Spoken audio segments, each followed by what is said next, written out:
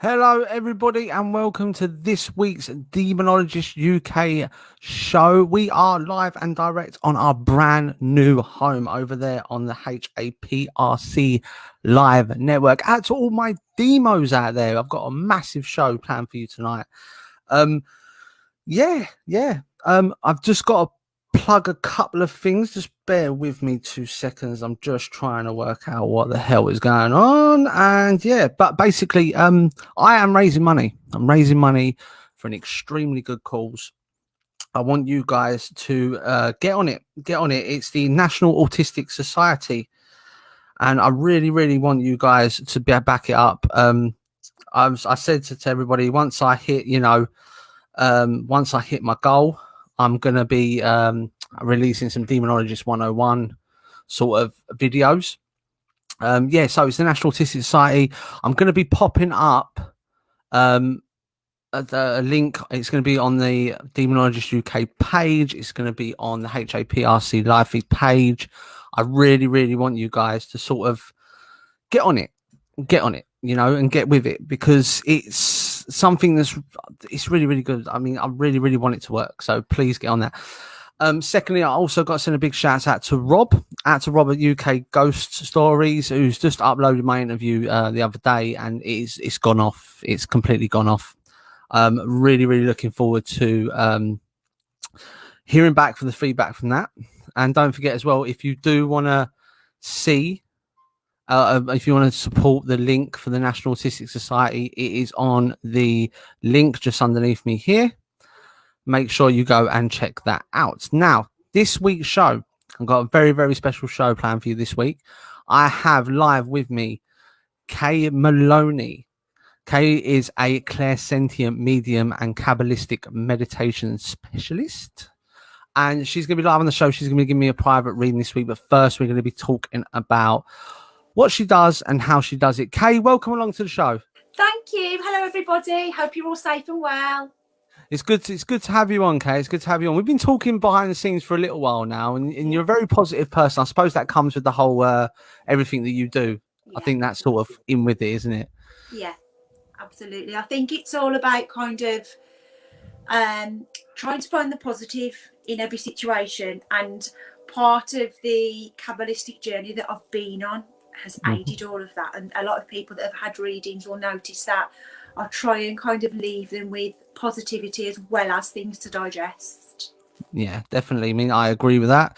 I'm like, normally the show is very much like, negative, demonics and negatives. It's nice to have something positive on the show. It sort of breaks up that. It just breaks it up. It's just great. Now, before we get into the reading, can you explain to me what a clairsentient medium is?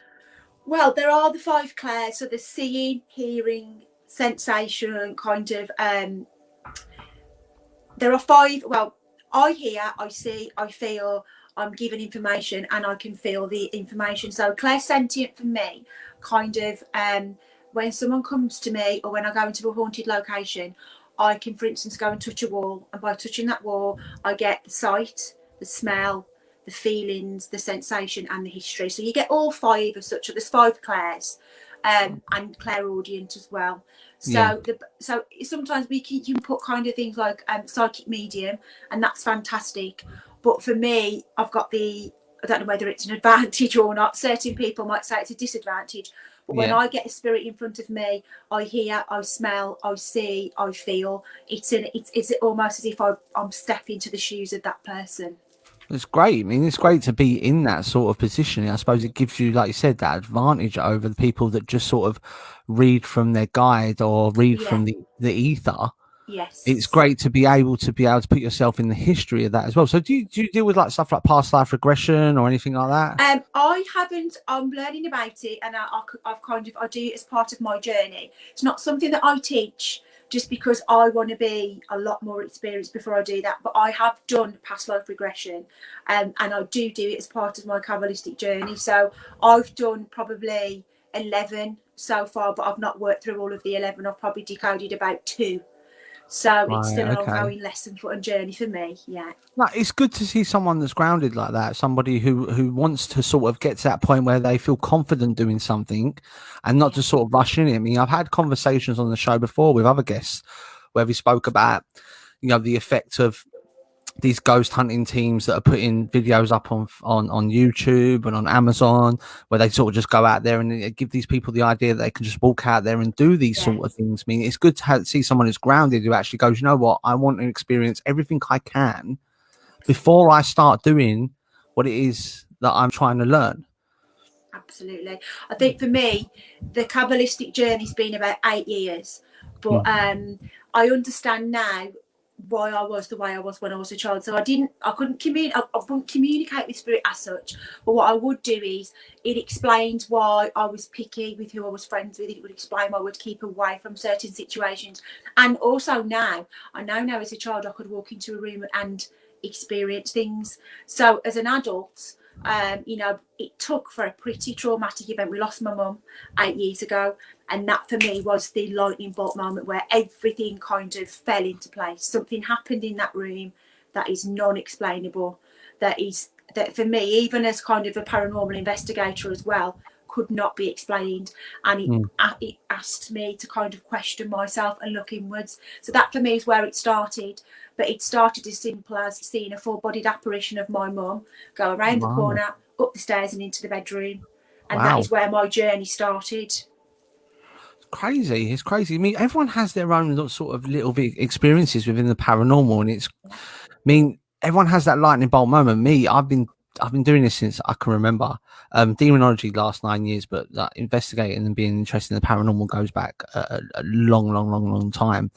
But yeah, it's just great to see people in that sort of frame of mind. It seems to be so acceptable nowadays. That's what I like about it. It's like when we was just talking backstage in the green room, I said to you, it's a really cool crystal ball, and you've got your Ganesh and your Buddha and that. I mean, if we were speaking like that 300-400 years ago, both me and you would have been stoned to death and set on fire. Do you know what I mean? So absolutely. I think it's that thing of just being open-minded. And if I wasn't sat here doing this now, I'd like to think that I'd be sat at home watching me or watching you. And I think that the paranormal industry as a whole, everybody just needs to kind of appreciate the fact we're all aiming for the same thing. The end goal is to find out what happens to us when we leave this.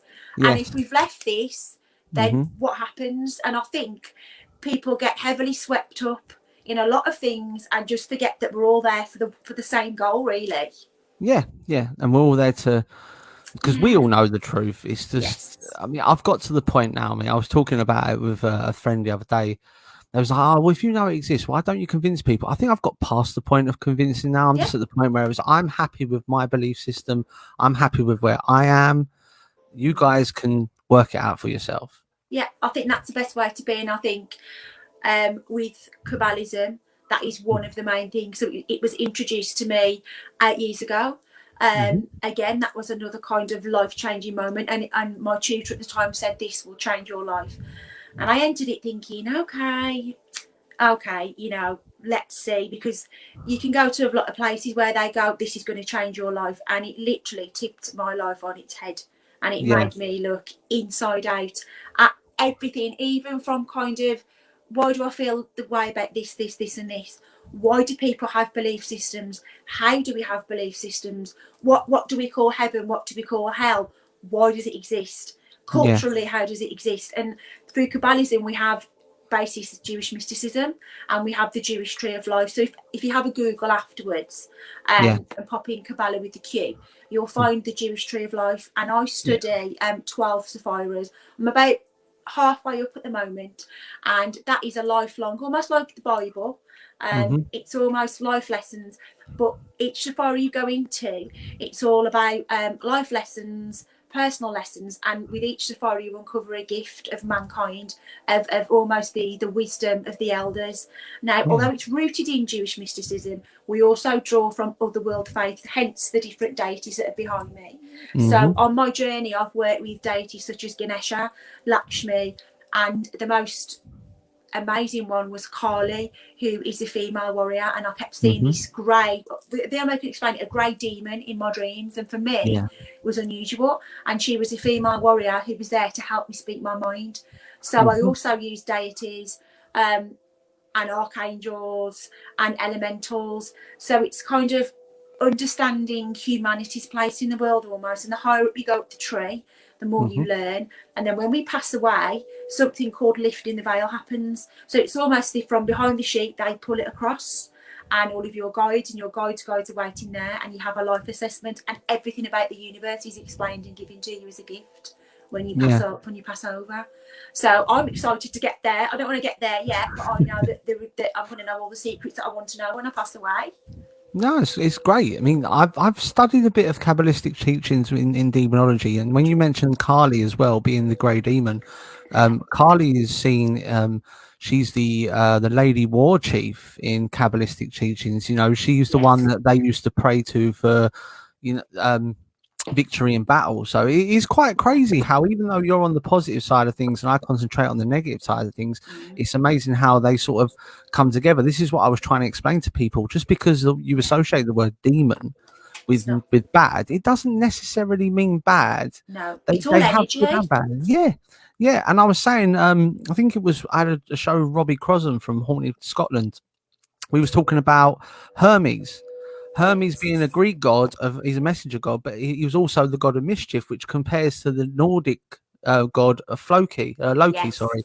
So it all sort of compares into one, and it's great. I mean, you're sort of going down that Kabbalistic sort of route, and learning, like, because I have common interests. As much as I'm into demonology, I'm also into like conspiracies, and they speak a lot about the Kabbalah and the way it teaches the tree. When you get into stuff like Alistair McVeigh and stuff like that, and I've been into that sort of thing. But with Kabbalistic meditation, is that sort of like taking yourself into that meditative state, but looking at things through, obviously, the tree of the Jewish tree of spirit. We go on the spirit plane. So Aleister Crowley, which you will very well know of, Aleister Crowley, as bad as his reputation ended up being, obviously known as the Beast. If you actually strip that away and you look at him before he kind of got that reputation, he was a master magician, and a lot of his literature and the modern literature is heavily influenced by Crowleyisms. Now, although I don't follow Crowley, I'm not a Crowleyist, which is kind of the collective of people that follow his readings and follow him more as a spiritual leader. I've touched on him in my learning, and through meditations we go on the spirit plane. So it all starts with the oak tree of wisdom. So every meditation you go into the oak tree, and you almost go into like a Masonic temple, and then there's doors, and you go through whichever door for whatever element you're accessing via a temple. So you almost take an offering to the temple, and then the elemental god or king is there. If you're allowed access, you'll be allowed access. If not, there will be a gatekeeper who will stop you from entering and send you back out of the tree. So even if you come across something that you're not ready for, you're still given a positive. Yeah, I mean, Crowley's... I started getting heavily into Aleister Crowley a little while ago, and I got a warning from a good friend of mine, Ben Winfield, who a lot of people know about. He's a demonologist and an occultologist. He said, don't go too deep into Crowley. It carries a bad vibe. So I sort of skimmed over the top of it. Now, I know that obviously he was a magician. He studied sorcery. He was the part of the Satanic Temple and all this sort of thing, channeled a demon called Lamb that actually looked like the Greys, which was discovered like 40 years later. So the guy was, as much as he was a bad guy, he was breakthrough.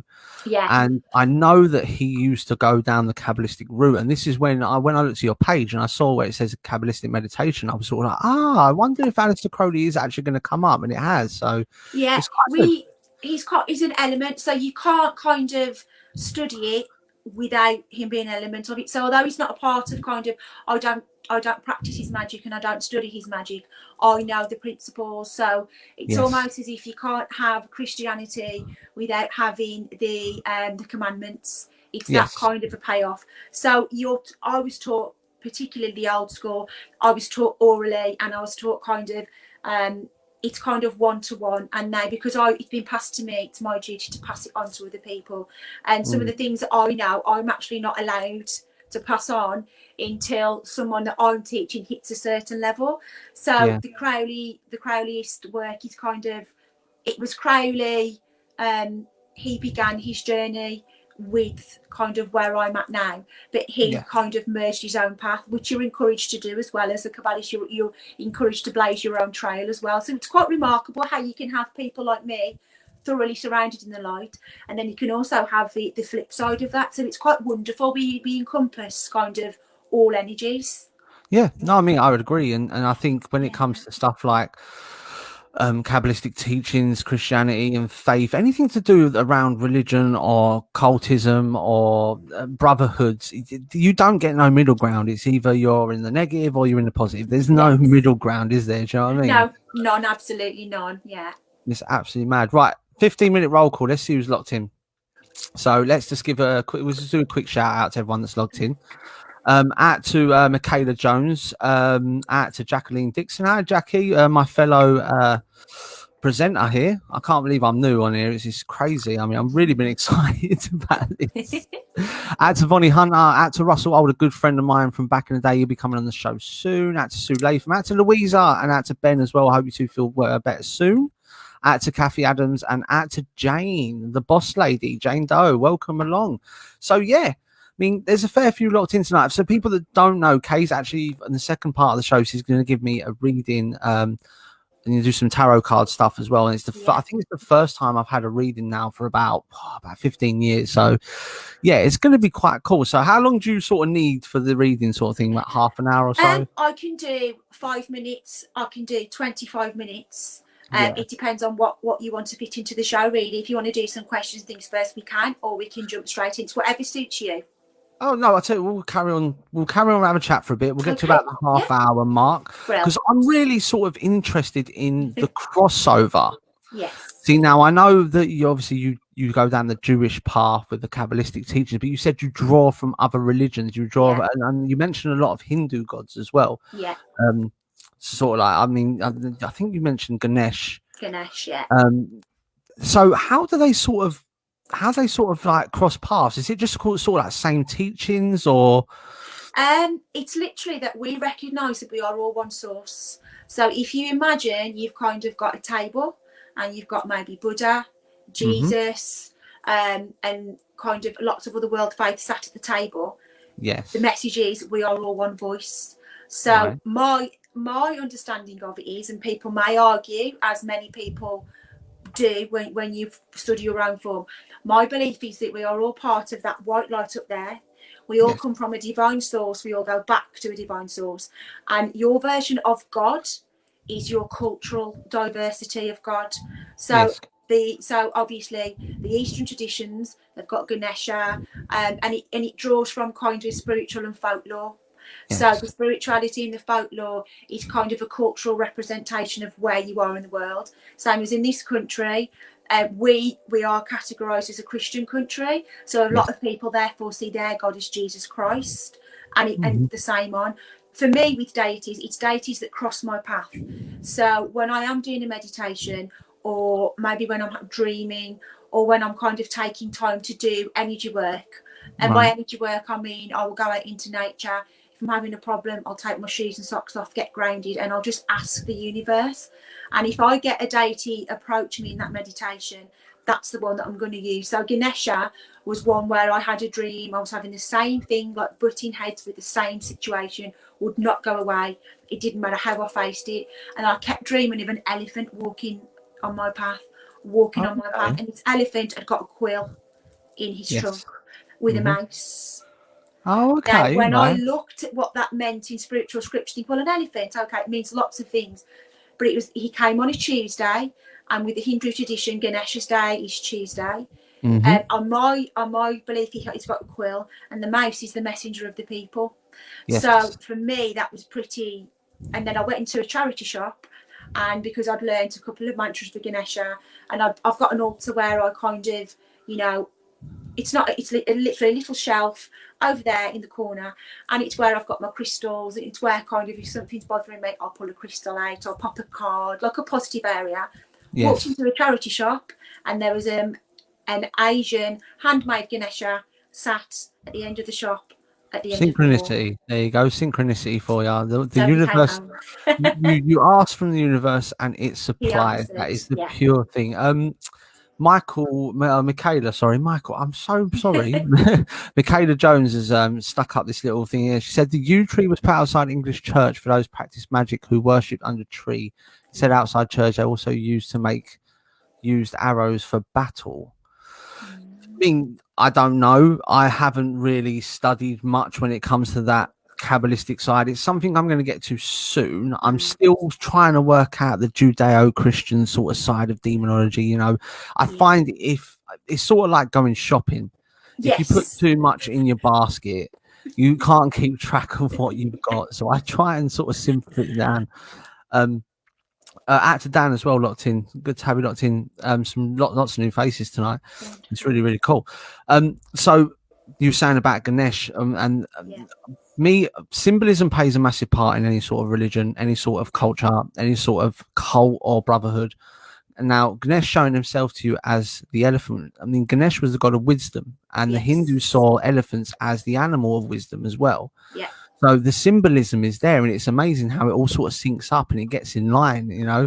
Absolutely. And I was saying to someone the other day, I mean, you don't understand the importance of symbolism. It's like I said to them, do you know the difference between a cross and a crucifix? And they was like, no, they're the same. No, they're not. That's the thing. A crucifix has Jesus on it, and that's what the Christians believe in, whereas a cross doesn't, and that's Catholic. And it's the symbolisms that come with it. And am I right in saying as well, when you talk about the Kabbalistic tree of life, it's also the tree of Mother Earth that they use in Wicca as well. Yes. And it's the same sort of cross sort of and symbolism. The Christ consciousness. If you look at a Kabbalistic tree of life, there is the Catholic Christ consciousness. About 2/3 of the way we will see it, and we do study. I'm about to get to that bit, and it represents Christ on the cross. And there is also I can't remember the gentleman's name. There is actually a Kabbalistic Christian movement with the C that goes more towards the Jesus Christ empathy teachings as well. So we do cross over into a lot of other faiths as well. Yeah, because I find faiths all do sort of go down the same path. It's sort of like, look, live a good life, be a good person, don't sin, and you'll be rewarded as life's a test. I mean, my partner talks about it a lot. She says like her belief system is that, I mean, she sees it in the sense of extraterrestrials. We're being watched by extraterrestrials, and we're being taught and we're being tested on Earth. And if we pass the test, we go to that better life when we pass away. And I think that's what the whole thing is with religion. And I mean, when I work so much in the negative all the time, you have to have that positive. You have to have that positive sort of come out of it. Absolutely. And it's great to see. I mean, it's just it's amazing how all these religions cross paths. It really is. Jane's saying it's fascinating how much the tree of life is depicted in so many cultures, and the symbolism is popular around the world. It is. It is, because if you think about a tree and its symbol itself, it starts from a small seed underneath, so it's invisible, and it grows out and shows itself and presents itself, and over time it gets bigger. And that's where the religious teachings come from. It's all about increasing the soul. As much as, you know, the body is a vessel and it holds the soul, we have to grow solely first to be able to grow the outside. And that's my belief system anyway. I mean, I think that's pretty close to the Kabbalistic like the way that you look at things. It would be probably near enough the same, wouldn't it? Yeah, we're all one. So it's think like sacred geometry. So the fingerprint is the same as when you cut a tree in half. The lungs. You look at sacred geometry, and it is the theory of we are all linked, however small, however big. We are insignificant in the space of the universe, because the universal energy is the thing that pushes us forward and gives us the wisdom. Yeah, 100%. 100%. I agree with that. Right, so for all the good guys looking, I'm about to get a personal reading. Before we go there, I'm just going to get, if you like what you see tonight, there's a link just pops at the bottom of the video now. This is Kay's official Facebook page. She offers Quabalistic meditation teaching. She offers readings, tarots. Head over there. At the end of the day, I've looked at Kay's website. I wouldn't want anybody else to be doing a personal reading on me tonight. So well, I'll be gentle, I promise. yeah, pretty please. So are we doing like sort of the tarot thing first? I do them all together. So the way I work is, I'll explain a little bit about what I do. So I work, these are my tarot cards for everybody, just for those of you who haven't worked with me before. So these are the Wildwood Tarot. These are all earth, nature-based symbolisms. It still has the depths and the sweets, but it doesn't have the sometimes the symbolics of what the Rider Waite cards have. So it's very much, I'll just pick a card at random just to show you. See, can you see? It's all nature-led.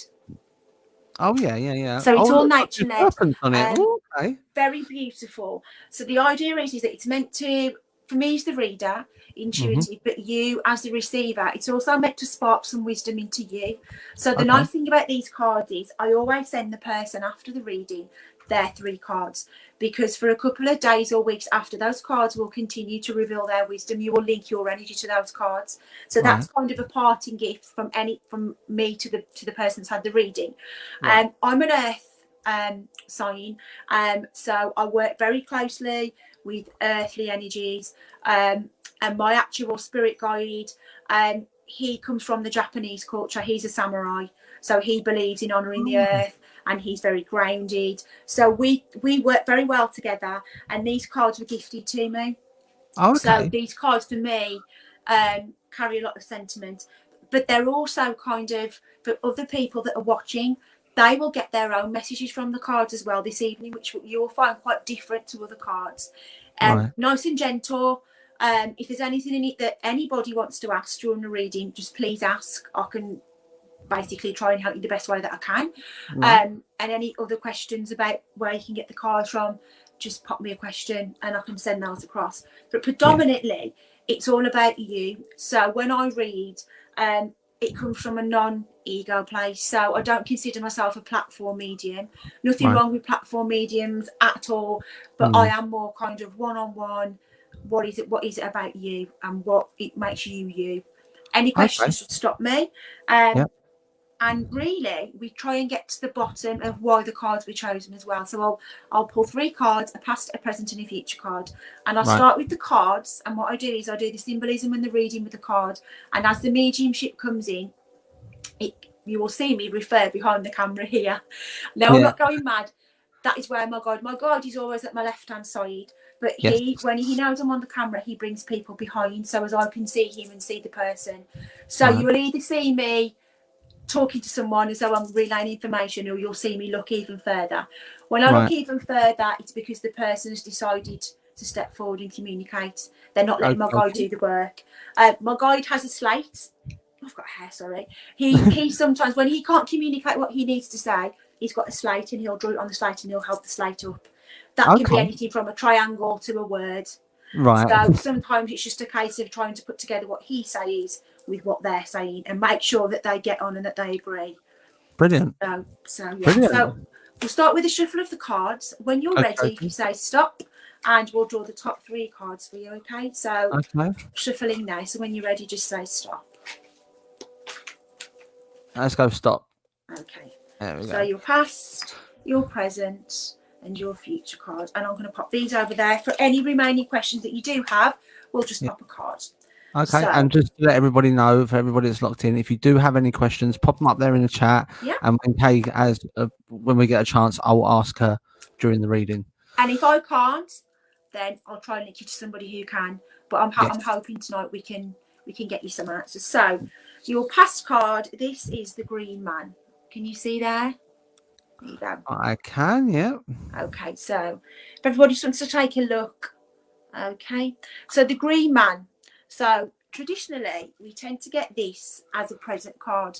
So present card this would be all about family making, fertility, future plans. But because you've had this as a past card, this is saying that your background growing up, you would have wanted to thrive for that for yourself. So you maybe sometimes as a younger child didn't always feel secure in your environment. It's not saying that you came from a bad home, it's just saying that you saw your world as being bigger. You wanted to explore your world a bit more, but you wanted to find your place and you wanted to become a strong man. So you did have kind of strong elements around you, and you struggled to find maybe a man to kind of go, gosh, that's the man that I want to be. You very much felt that it was to be seen and not heard. So your way had to be just to survive. And whether that was kind of, I feel that was humour. I felt that you had to kind of, in early formative years, say 5 to 8, it was all about humour. It was maybe having that mask on. And that mask wasn't to kind of, for anybody to say, look at me. But that mask was almost, my guide kind of got a half mask on, if it makes sense. So that half, you can't read anything. And this half's kind of got a half smile. And you can kind of see it's kind of starting to crack and wrinkle. Now, for me, that's very symbiotic of the heart and the head had to kind of have different paths. So in order to survive, you had to learn very quickly to hide what was in here and pop this very smooth veneer on in order for this face to operate underneath. So for your innate feelings in here to operate, you couldn't really let them show, because it would have got you maybe not into trouble, but it would have caused you more harm in the long run. So you learned to use this half of your face and maybe not to show this. So now, although we're talking about past cards, my guide's making it clear now, he's kind of doing this, and this part of you now is becoming a lot more open. So this part of your chest here, the disc that's here for our heart chakra, this has developed. So I feel as a younger man, this would have been very, very closed, and now it's kind of learnt to do that. But that's only because of the partner that you're with now, that you've learnt the hard way, through mistrust and misdeeds. And when I say mistrust and misdeeds, I don't mean that anybody's been out to get you or to hurt you, but there's been a lot of deception.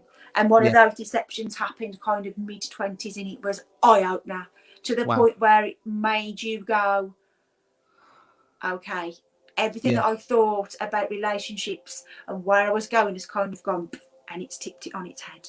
Yeah, I can take that. So I hope that's making sense to you a little bit. The next thing that I'm going to point out is we've got the cauldron. Can you see there? The bubbling cauldron. Yeah, that don't look too pretty. It's actually positive for the green one. The green goddess is her in these cards, her deck. When she has her cauldron's empty. So that is about popping it in, and that is about kind of self-abundance. This is all about kind of, the more you seem to add, the more chaotic your life seemed to get. So there was a point where everything was just completely up in the air. That was everything from kind of living status to career to friendships. It was kind of, my guide's making me feel like he's doing this, and he's drawing lots of draw lines on a board. Yeah. And you struggle to connect to one place, and you struggle to connect and almost find your feet and ground and go, this is my place. This is who I am, and this is where I'm going to lay my roots. And it wasn't that you didn't want to lay your roots. You just wanted to make sure that you were finally starting to listen to this part of your body. You knew that at some point you'd got to kind of give up this, drop the mask, and allow your feelings to come through, actually connect with somebody on a spiritual level. And it's so strange, because as I say that as well, my guide is almost saying as well that you notice a kind of, when you meet people, you intrinsically notice whether you can trust them. But this isn't an innate thing in here that we've all got.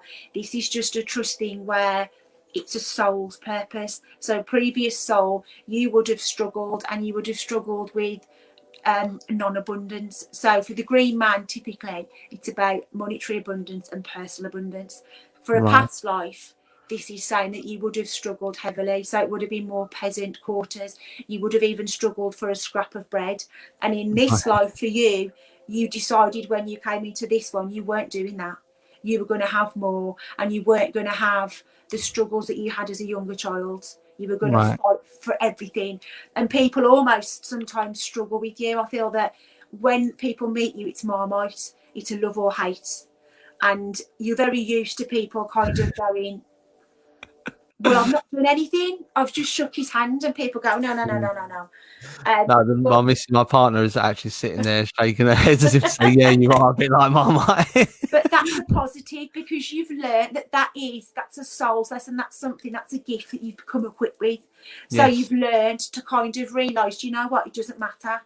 And if there's anybody watching tonight that you know thinks, gosh, that's a life's affliction, use it as your positive.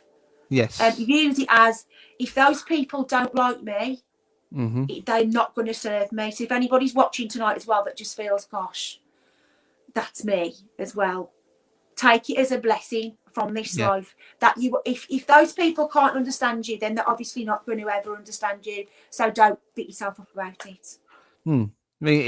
I can definitely see that when you were saying about my past life coming from that peasant side of things. Yeah.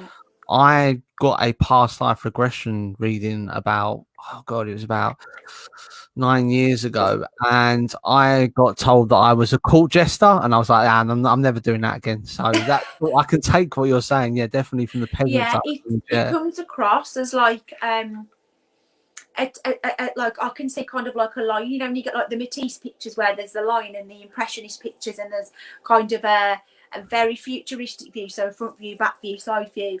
My guide's very kind of, he's kind of showing me something that's very multi-dimensional, but on the plus side, it's very kind of self-protective energy. So you've got all kind of the different angles, but you've got very skilled at being able to know what skills to use and when.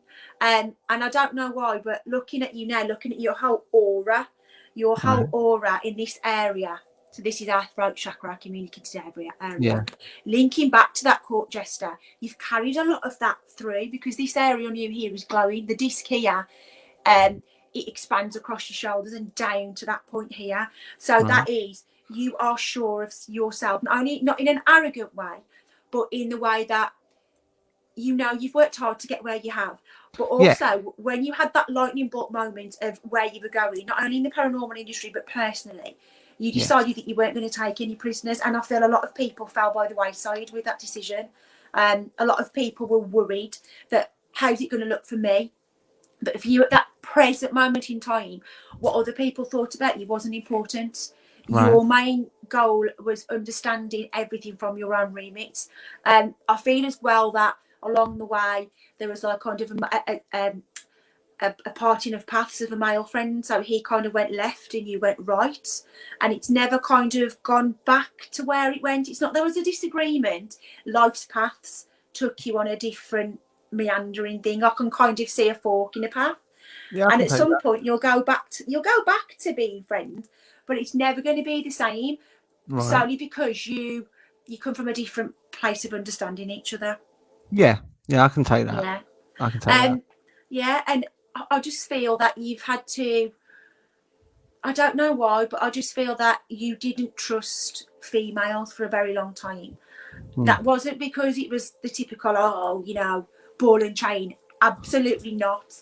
This was, you struggled because you struggled to see in a formative life that women are meant to be nurturing, women are meant to be loving.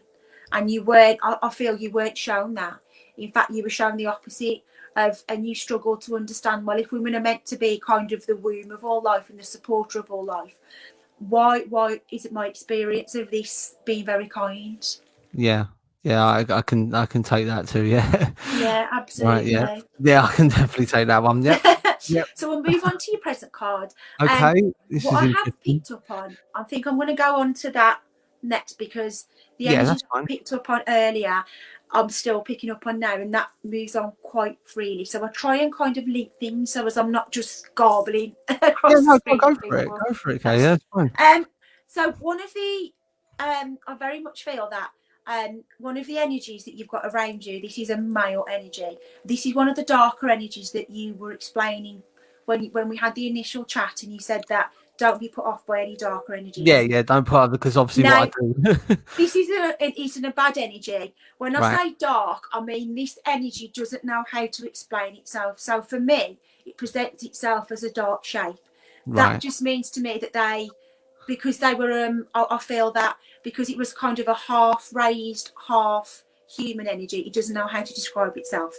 Right. And that is showing half, the best way I can describe it is half person, half wolf, half dog. Now, I don't know why, but this energy I feel was connected to you when you were up north somewhere, almost like a mill or an industrial site that you've done an investigation in. And I don't know why, but this entity, it communicates with you now through taps and bangs and clicks. It's almost as if someone's clicking their fingers by your ear, or you're having some sort of small taps. Right. And it's almost, sometimes you have to question, am I hearing it or not? Now, that's not necessarily a bad thing, but this entity, it's not that it's attached to you negatively. It's with you because you understand it. So it's the first time that you actually stood in that room and somebody said, who are you and where did you come from? And how did you get here? Yeah. And they stay with you because of it being more of a, this person's going to talk to me. They're not going to antagonise. They're not going to call me a demon as such. They're going to go, I understand that you're from somewhere else, and I understand that you're struggling with an identity. Hence why they know that you'll have cultural explanations for what they are. I mean, I'm trying to think where I was. I think it was in Kidderminster at Drakelow Tunnels where I had this. I had a guest come along who described seeing something that looked like a person but on all fours, and he said like a dog, and we was getting taps and bangs there. But it's funny you say communicates with taps and bangs and half man half dog, because it wasn't up north, it was where I currently am now. I had that where I currently am now, so that was I can definitely take that. I feel a lot of activity on the top of your stairs as well at Oh home. dear. Top of the stairs. Not anything bad. I just feel that there's no, it's crazy that you say that, because of all places in the house, like where would you say is probably the worst? Hey, where would you say is probably the worst? Yeah. So it's crazy that you say that. So. That is a gentleman. I don't know if you've ever picked up on anything in your house, but I just see shiny work boots, the shiniest of the shiniest work boots that click. So someone, when you get really, really posh tailored shoes that have got the metal plates on the front and the heels stopped from wearing down, so clickety clack, clickety clack. So when they're not on carpet, you can hear clickety clack. But I can, like, heavy footsteps on the stairs, up and down, up and down. Oh. But it gets to the point where you get to the midway of your stairs, they'll go kind of stomp, stomp, stomp, stomp, stomp, and stop. Someone will pass them on the stairs, but it's almost as if you've walked through. Even if you've got a skeptic in the house, that skeptic will go, there's something about the spot on that stairs. And that energy to me is more of a guardian of your house. They were there, I feel, before that property was built, that they are just somebody that's chosen to stay there. Right. More of we've got a gentleman in our kitchen named Bill, and he's an old miner, and he comes from a doorstep that was brought into the house. And the reason why I keep the doorstep is because it was from my mum who passed away, so it's got sentiment. But our house is built on top of an old coal seam, so he identifies with that. So the gentleman on your stairs, I think he was more part of, I don't know, I see fire and industry with this gentleman, but it's just the shoes would have been shiny in his dress capacity. I mean, it's funny. Like we've heard that quite a lot, haven't we? The tapping downstairs and stopping halfway. I mean, there's times where we sit there and we sort of go, "Who's coming down the stairs?" And it's like, you look out there, you're sort of like, "Right, okay, yeah, that's happened again." It's almost as if it's a game. So it's not anything negative. They will go clock, clock, clock, clock, clock, and stop, and they'll know they've been kind of clocked, and then they'll stop and go, "Am I going to be noticed today?" But I also feel that they like to kind of observe as well. So they're very protective of you as a family.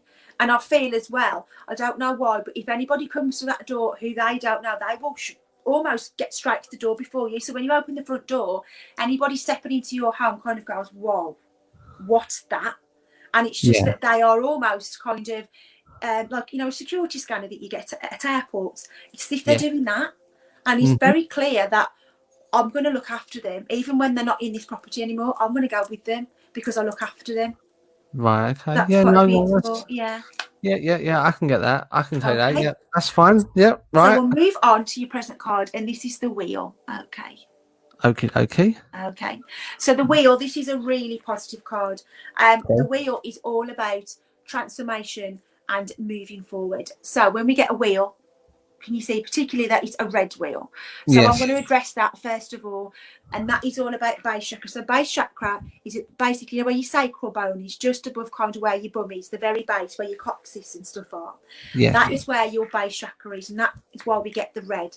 Particularly with the wheel, this is about energy going in and energy going out. So at the moment you feel like you're on this kind of Ferris wheel, you're very tired, and you basically going, I just want to kind of stop, but you haven't got the time to stop, so you kind of keep plowing forward. Right. This has had more of a physical manifestation for me. This has come out in things like lower back pain, sciatic pains, and almost left, like, I'll get the feeling that the more problems with the knees, support with the knees. And this is because when we have stressful situations, naturally as humans, we push down, we sit down, which puts pressure on that part of the body, which closes that chakra point off, which for you is all important. That is your base chakra. So that is what you need for the work that you do. That is the work that you need to draw. And if you do anything else before any kind of investigative work, just imagine that red ball is glowing, because that will just keep you nice and stable on your feet. I also feel as well that I don't know why, but my feet feel very, very sore around the arches and the back of the heel. So I feel as well that with whatever you're doing, even things like a walk is taking its toll now. You're getting tired a lot easier. It's almost as if my guide is saying that the footing beneath your feet feels uneven, which means you're taking on maybe more than you should, and you need to kind of take a step back and reassess a little bit, maybe. Yeah. I suppose. Yeah. But sometimes you can't take that step back because you've got so much going on, and you don't want to let people down. So yeah. No, I see. It sort of makes sense. Yeah. Absolutely not. And the next thing I'm going to point out is, can you see the rocks there that are hung there, and they are hagstones, as we typically call them, you know, fae stones, protective. When we look through them, we see the fae, and witches for thousands of years have believed that they keep you safe. They're like a protection amulet. You hang them outside your doors or windows and carry them with you. Yeah. And this is saying that particularly there's the one there where the one hole is more prevalent than the others. Can you see the second one along where you can see the hole rather than the string? So that one. Yeah, I can see that one. Yeah. So that for me is saying that start being a bit more, start drawing your attention a bit more to your investigative things afterwards. So before, absolutely fine, but after, it's saying that you may be leaving yourself open to a little bit more. You're leaving a little bit more of an energy trail. So when you get in the car and drive home, we've all got that energy field, and it's as if you're leaving a trail. So you're getting in your car, you're leaving a trail of white light all the way home, and it's leaving you open to maybe a bit more of an emotional drain. So when we all get the paranormal hangover, which is normal, I feel that yours are carrying on for a little bit longer, just because of the work that you're dealing with. And the best way, my guide is saying, to deal with this is, before you leave any location, just shut off completely. Now, I don't know if he's trying to say that you need to do what we always do, stay there, you're not to come home with me. But he's saying that at every location you go to, you seem to get one energy that always seems to be more prevalent with you. Wherever you go around the country, there's always the one that stays with you all evening, and those are the ones that you need to start being mindful of. I feel as well you've had an experience with a female entity at one of the properties that you've been to. Very dark energy, one that got to the point where she could physically throw things and physically harm. You're hearing this, yeah? You're hearing this, yeah? Yeah, right. Okay. No, yeah, go on, you carry on. Yeah. And I feel that she, although she's not kind of attached, what we call attachment, she stayed with you in here for some reason, because you just couldn't get to the underneath as to what had happened to her. So she'd say, I was hurt, and she'd say, she'd lead you to a certain point of information, but then it would all re-implode, so you go back to square one. And even now, that the image of that woman haunt you because you couldn't get to the bottom of it, where No. most of them come and go, I am like this because someone either A, murdered me, did me over, or I'm not ready to cross, I've got things to prove. Or it could just be they're not ready, they're not ever going to cross over, they're happy in that energy field. This female she just seems to call you. I don't know why. You feel very like you want to go back and reinvestigate the place where she was. It's almost as if it's something that is on the bucket list for when COVID is clear. You want to go back and you've got questions to ask her. She's waiting with the questions, and she's going to give you the answers this time. I hope not. I mean, if I sort of, I think it's safe to explain. The way me and my partner met each other is the fact of the current place where we live. It was extremely haunted by a woman that used to throw things, and she used to do other things. And I could never get to the bottom. I know the reason why, but I can never get to the bottom of why she was actually here. Yes. I've sort of come to the conclusion that it was what's happened before, but I can never get to the bottom. I've got rid of her now. So I hope she doesn't come back for more questions because she's absolutely terrorized my little one. So I hope she doesn't come back. But if she does, I'm ready. It's questions more as in some of the practicality questions about her life, if that makes sense. So so there was a specific question I think that was asked about how did you cross, and because now she's left and she's gone to wherever it is that she's gone to. So for me, energy is energy. So whether it's good, whether it's bad, we all still go somewhere, but she's quite intent on giving her answers. So you may find at some point you'll be on an event or you have some equipment on, the answers won't refer to where you are, they'll refer to this lady. And I think it's the question of how did you pass, and I think that was the one question that wasn't quite clear, and I think she's ready to answer now. I don't think she'll ever come back into the property, and I certainly don't think so, not with the guy that's looking after your front door anyway, and not with the intent that you've set for there to be no one to enter your threshold. But she's ready now, I think, to give the answers, and I think she now knows the threshold of what's acceptable, almost as if there's been that me and my husband work kind of in our home is, because of the work that I do, there's very strict boundaries, and she understands those boundaries that you set are to be followed. No, okay, that makes sense. Yeah, I mean, just quickly, Kay. Sue's asking, is there any chance she can have one card on health? Have anything saying real need at the moment in this time? Yeah, we can sort that out. Can I just ask one question? Just one little. The man that protects the protective man you was talking about. Do you get an initial or a name? If you don't, it's fine. I've got a few names now. I don't know why they're all J, and I don't know whether it's Jonathan or Joseph, but we've had a few names come through our box lately that have all been Jonathan or Joseph. So I'm just going to put that more towards that's my consciousness stream. But I don't know why it's a J name, but it's very okay. So my guide's now saying it's a biblical, so he's going more for Jacob. Right, okay. Going more for Jacob. Very biblical, very kind of okay. So those are the names were definitely the box. So my guide is showing me something very really. It's flicking through a book and he's holding the book up. So I'm going to go with Jacob, a very religious, strong name. Right, okay. Almost a faith-led man, very faithful-led man. Yeah. Yeah, okay, cool. Yeah, no, I can take that. Wonderful.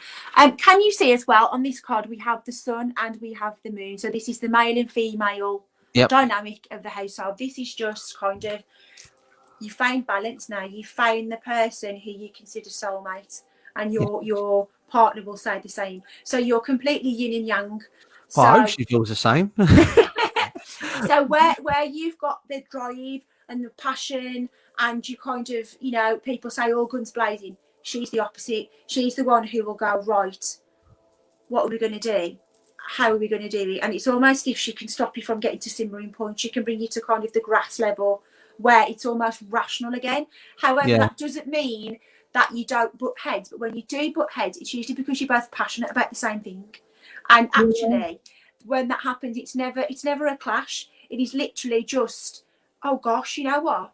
There's no need for that. We just both kind of want to go and do the same thing. But I feel that you both understand each other. You both had the similar kind of background, and you both come from the similar kind of upbringing. So there was no explanation needed. When you met, it was almost that, you know, when you sit next to someone and you go, gosh, I just get that person. That person gets me on a level where I don't have to explain myself to them. Yeah, yeah. I mean, yeah. No, I can. What do you think? Yeah, you think you calm me down? She loves a compliment. She loves a compliment. Wonderful. I mean, I will say she is my soulmate. I've just bought her a load of roses for Valentine's Day. Oh, happy Valentine's Day to everyone out there who hasn't. Yes. For early one. I mean, just treat her to some roses and that, you know, being the whole. But yeah, do you know what is that? Yeah, I'm a bit speechless. That's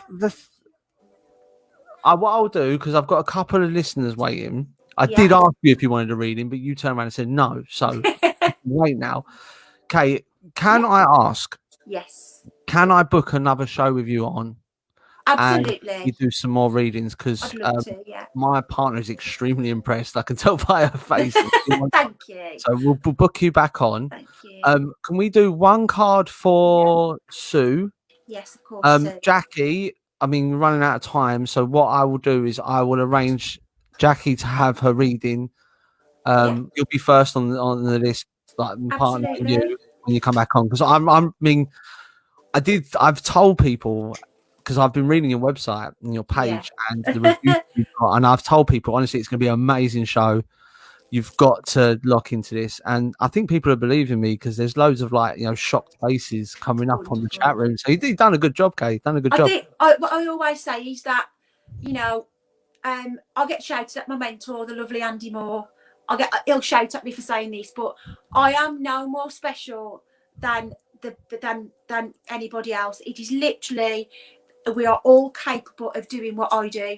It is literally activating that little switch and connecting with whatever you call divine. So for me, it is just that I'm in tune with my guide, and I've found a spiritual system that works for me. So if there's anybody sat there that kind of, you know, you've had experiences, I'm going to encourage you to explore it, because I'm just a vessel from my guide and from whatever filters down. Yeah, no, it makes sense. That makes sense. I mean, so now we're going to go on, like, you're going to draw one card for Susan. I am. Two. How does it work with that then? Because obviously she can't say stop. Are you just going to fill? I'll just pull one randomly. Okay, and then we'll sort of link that, because she's talking about her health. She needs it. So yeah, you know, I mean, Katie say you ask and we will answer. So okay, I'll just pull one off the top for her now. Yeah, that's fine. That's right, perfect. so your card, this is the Two of Bows and this is Decision, Sue. Okay, can you see that, Sue? So this to me is all about a resurgence. So for fire, when we get fire in a reading, it's not always destruction. So it is about rebirth. So I feel that you're having problems with your nervous system and your nerves. You are struggling with almost kind of, when people explain things like MS or fibromyalgia, more of a nervous system where your body is internally attacking itself. And this is saying that you're coming to the end of a road here. You are definitely going to get the answers. I feel you're butting heads with your medical practitioners at the moment. You're really struggling to get them to listen. Now, I would say go and get a second opinion, maybe from someone who is listening, but persevere with your doctor.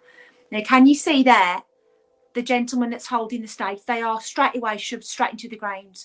And that is saying that someone is going to believe you. So that second opinion is going to believe you enough to drive the opinion of your GP the opposite way. Now, first of all, as well, there's a resurgence there of the grass on the mound that he stood on. So the mound, he stood on the rock, and the rock is all about digging inwards. So if you know of remedies that are going to help you, Sue, go for them. But also, I feel there's some sort of ancestral link with this. So go back through the genealogy of your family, and I feel somewhere there's going to be a logical explanation as to why you're experiencing the pain you do. Now, take this with you as well, and also know that your ancestors are going to kind of step forward and almost form a bridge for you when you're speaking to the doctors. The other thing, and I don't know why, I'm made to feel as well Can you see there the stressful element? So that cloak that's wrapped around him. For me, I see that moving in an element of wind. Now, wind is all about change and where we're going to go. Now, I also feel as well that you're being bombarded with lots of literature, with people trying to change your mind on what this illness is. And I'm going to stick with my guns and say this autoimmune, it's not going to go away, but it will get better. And I think you need to kind of slow down. So the main thing for you now is take the chaos away, if only for a moment. Find a moment's peace each day. And I think by finding the inward peace and ignoring all the chaos, getting your second opinion and getting that person to go with you to the doctor, which is easier said than done because of COVID. But you know that you're right, and stick with your guns. And the main thing I'm going to say is, I think this, can you see there, the night sky as well? That is clarity. That is that everything, all of your markers are going to line up and the universe is going to answer your questions, Sue. Also, I don't know why, but I don't know, have you been asked to participate in some kind of drugs trial or experimental treatment? And this is saying to kind of go for that as well, because you're not only going to be helping yourself but other people. But I feel as well that you watched a family member depart with an illness that wasn't properly understood. So use that intuition, and I'm going to say go for it, but ultimately don't lose wisdom in your own. You are going to get better. There is going to be some sort of a relief, but mostly a resurgence of kind of mind, body and soul. So I hope that finds you well. Okay, so lots of love and blessings. Wow. Okay, amazing. I mean, I can take near enough everything that you said to me tonight, and that, yeah, no. See, look, I'm speechless, and not many people can render me speechless. Like, I think so far it's just you and Ben Winfield so far that can render me speechless. So, yeah. Wonderful. Congratulations, definitely up there on the Mount Rushmore for the shows. It's been really, really fun. I'm definitely going to vote Kay on again, guys. I'd love so to. I know there's people that you want to read in that. We will get to it. I'm definitely going to have Kay on again because I've never seen a reading quite like that. I mean, I've been to the SNC, the Spiritual Naturalist Church, and it's like stand in front and they go, do you like a big lottery hand? It's you. And then they start reading off information. It's just like, yeah, I mean, that was more sort of chance of the card that you pick, the symbolism behind it, and then you allow the mediumship to sort of back up the symbolism that's on the card. Yeah. I've never seen it sort of done like that. It's crazy. It's like I said, of my very first mentor, she, before we even touched on tarot, like she said to me, everything is intuitive, and if you're going from it intuitively, you're never kind of going to get lost in literature, and you're never going to get lost in kind of the egoism of it. So for me, you know, hopefully when the pubs and things reopen, I have been offered kind of a psychic night there. And that's wonderful, but I'm still going to do what I do. And I think for me, it's just that I like to make it about the person.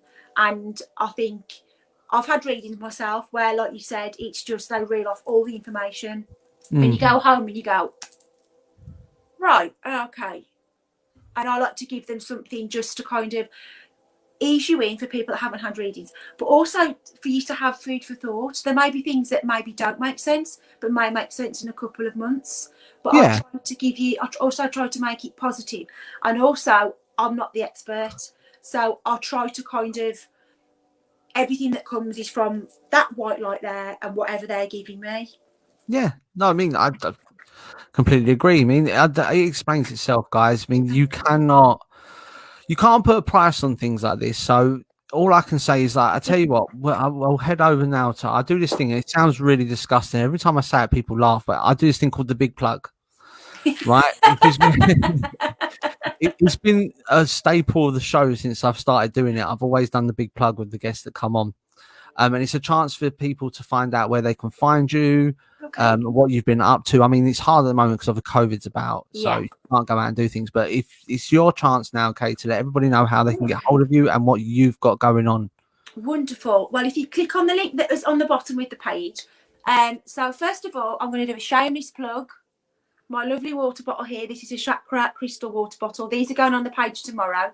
So we make these. There are also daisy rods. Copper daisy rods with spiritual elements on there, and there's also a copper pyramid on there, obviously for all of your spiritual needs. as we speak this week, I've got a massive inventory of candles and jewellery, etc., going on the shop. So look out there for anything else. Anything that you want me to make, send a message, and I will always try and make them. But predominantly, my page is for mediumship readings, tarot readings, chakra clearances, aura readings, and I also run a lovely group every other Wednesday that is a paid meditation session. So this week we did about Viking meditation and Viking folklore, and next the Wednesday after that, I think the 25th or the 24th, we're doing about shamanism and a shamanic workshop. So that's what I do. And also in the near future, I'm hoping to do day workshops about Quabalism, and I'm also going to be doing hopefully a psychic circle with the lovely Andy Moore. That's being talked about. But predominantly anything spiritual, come what may. I just get people to send me a question across. So my fundamental is I am here to kind of help. And I'm here to guide. I also offer as well one-on-one meditations, and also there's a massive video section on the page of meditation. So there's a basic spiritual meditation toolbox for beginners, 5-minute meditations. There's 8 of those, everything from basic breathing to basic visualization, up to 25-35-minute extended videos. I also do a moment of mindfulness every day at 12:30, which is where people in the lunch break can come on and stop. I also do kind of random spot things, so get what's in the box to win a reading. And Friday night I bring my husband Craig on, and he makes his own ghost hunting equipment, launching his page shortly, and we do a session every Friday called Lifting the Veil, which is where we use instrumental transcommunication with mediumship to get voices through on the box and to get messages through. So we do a lot. But also I work for the lovely Jane Harris as part of HD Paranormal as a Clairsentient investigator. So I'm also a paranormal investigator as well. Wow. Me and my husband were both on her team. So we, with the lovely Jane's support, we get to embrace what we're good at. And as Team HD, as most people will say, we think outside the mould, we think outside the box. So we're really blessed kind of to be able to have lots of projects, really. Yeah, lots. I mean, I thought I had enough going on. You just taking the biscuit, you have. No, it's good. It's good. I mean, so once again, guys, if you want to get hold of Kay, if you want a reading, or if you're on your lunch break, you just want to stop, hit up the link below. It's just below me now. Head over there. All the information you need on there. I'm pretty sure Kay's got a price listing up there, and honestly, it's been amazing having you on the show. And I'm going to grab hold of you on Facebook afterwards, and we're going to sort out another time for you to come on. I'd love to. Because I've literally inundated with people that want to go, can Kay do a car for me? But unfortunately, I only get an hour slot, and I wanted to sort of get the information behind it before we start. I've always been that sort of person. I like to use this show to learn. Yes. Learn things that I don't know. Because I always say to people, the greatest way of gathering intelligence, the oldest way of gathering intelligence is storytelling and talking. Wisdom. So that's why I do it. But yeah, Kay, you've been an absolutely brilliant guest. Thank you. I can't thank you enough. Out to everybody that's been locked in tonight. I mean, don't forget to head over to Kay's website. I'm going to stick it up one more time for you guys. So don't forget to hit it up. And also, head over to my page, the GoFundMe. We're raising money for the National Autistic Society, especially for the children that are going through COVID at the moment. It's hard for us, guys. Imagine what it is for them. And at any one point, I think there's 7,000 children in this country that are undiagnosed and they're still going through it. So please head over to my page. The link is on the bottom of the page, and I'm going to send it over to Kay now. She's going to plug that for me as well. So if you want to head over to that page as well, just donate what you can, even if it's 10 pence. It all goes, 100% goes to charity, and it's completely safe. Okay? But yeah, Kay, honestly, you've been an excellent guest. Take care. And you? My mind, it's great. It's great. Thank you. All right. And everybody, take care. Until next week, take it easy. Keep it spooky.